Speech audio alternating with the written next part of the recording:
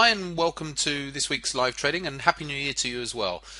It is about 7:45, and so just watching the markets here this morning. We'll wait until after 8 o'clock, see how they move after the volumes come in after 8, and then we'll get started properly. So I'll press pause. And Right, okay, so what I'm looking at here is the dollar yen. It looks like I'm going to be trading this morning.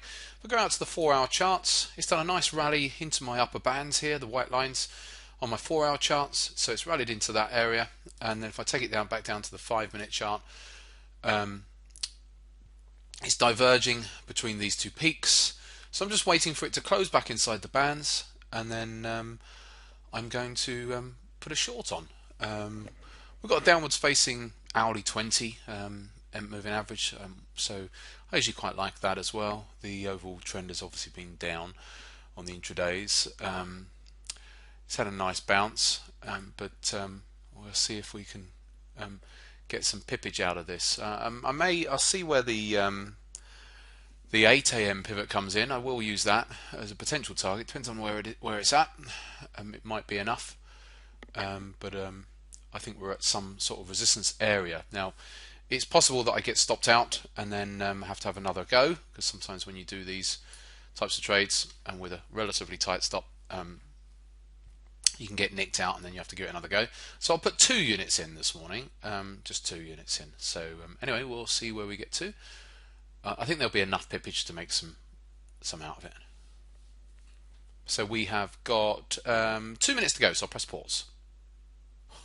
I'm just laughing. I'm talking to the guys and I forgot to press record on the play. I've just shorted the dollar yen. My apologies. Only just shorted it at 116.27. Sorry, I'm talking. Obviously, I'm in the live trading room as well when I'm doing these videos, and so I'm talking to the guys and I forgot to press play. So anyway, I'll bring it up.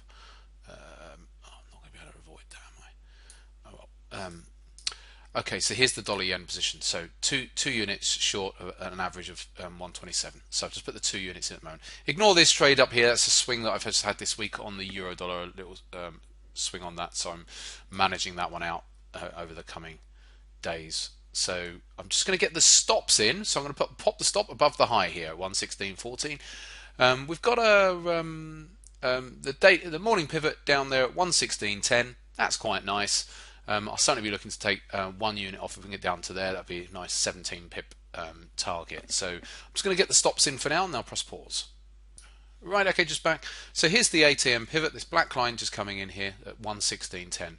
So that's where I would take that first half off if I get the opportunity. So we'll get down to, well, it's 116.10 as it says on the charts. So that probably means it's around about 116.11 or 11.5 or something like that in reality on the actual trade ticket once you take spreads into consideration.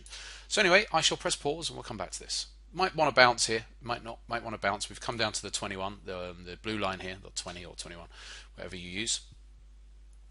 So it could want to bounce around in this zone first of all, and but we'll see if it can get down there. Right, I'll press pause. Okay, just back, and it's now 20 to 9. We've been sitting around down here. We're approaching that pivot where I've got the that target, but it's playing around, and or it's just sitting around anyway. And I've just been talking to the guys in the room.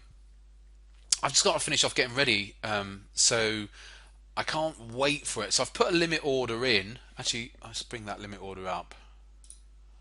I put a limit order in at 116.11, but I think it needs to be a 116.11 and a half. That's by the time I factor the spread in, that would be where the roughly where it is. So I'm just going to change that to 116.11.5. Okay, so I've put a limit order in just in case it goes down and hits the target whilst I'm just finishing off getting ready. So hopefully it doesn't, or whatever. But anyway. The limit order is there. I'll be back shortly.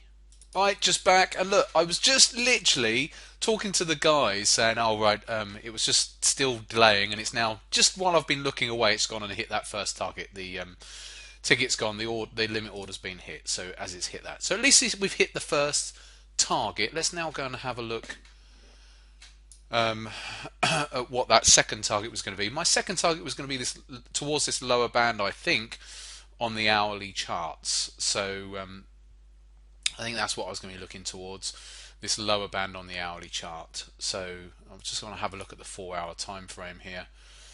Yeah, 115. Put that back to the hourly time frame. That's the 4-hour chart. Yep, towards that lower band on the hourly chart is what I'm looking for there. So this black line here. So just carry on watching it, I guess, now. As far as stops are concerned, we could nick it down a couple of pips, I guess, but I don't really want to do much more than that. I want to give it the space if it wants to do another bounce. So I'll maybe move it down to 38 or something like that. But really, it's not. I'm not too fussed about doing much with the stops. So anyway, we'll see how it's going. So the actual trade is running. It's up £244 at the moment, and obviously one of them has cashed in. This one's been cashed in. So it banged 16 pips, wasn't it? Yeah, 16 pips on that first half, and we'll just see what happens on the second half. So, if it can get down to the lower bands, it'll be a little 300 quid trade, I suspect. Oh, it's starting to run now towards it. So we're looking at 116.04. We're looking at around about 115.95 by looks of things. Oh, sorry, you can't see what I'm looking at there. My apologies. Drag this across there. Now you can see it. 115.95 area looks like the zone that I'm really looking at. Okay, so let's move that back. Right, I'll get rid of that actually for now. Actually, I want to put my signal back up on my other charts. So we'll see where we get to. I'll press pause for now. Just back. Okay, just back. We're getting very close to that lower band on the hourly, which I said was about 95. We've got a 5-minute 100 here. I might just use, for the sake of a pips difference, I'll close it out when it hits that 100 there. There it is. Out, and it's now just gone to 95 anyway. And it might go a lot further today, but like I was saying to the guys this morning, really wasn't fussed. It's non-farm payroll day today, so just wanted to get the trade done and banked. So 324 quid today on that trade. Obviously up over whatever £3,000 today currently on that, and I've banked quite a lot this week already. So it's been a good week this week. And not a huge amount of trades actually. So okay, so a nice short video today. I just want to wish you all a happy new year again, and to please ensure that you do write some sort of trading plan. We're into January, so it's a good time of the year to write a trading plan on setting out your overall framework for how you're going about trading, and whether you're a swing trader or a day trader. Because it's good to map that out at this sort of time of the year. It gives you something to work towards and gives you a framework to trade within as well. We've got lots coming through this year. We're changing our website. Easy Trader website's getting changed. We're doing some relaunches. We've got the relaunch of the day trading sets. That all kicks off in February. So we're relaunching them. There's too many different discs and stuff at the moment, so we're bringing it all up to date. So that will get launched in next month. So there's loads of stuff going on. We've got trading challenges. Both myself, I'm doing a 50k to 500k trading challenge this year. That will start once the whole relaunch is finished. So that's probably going to start early March.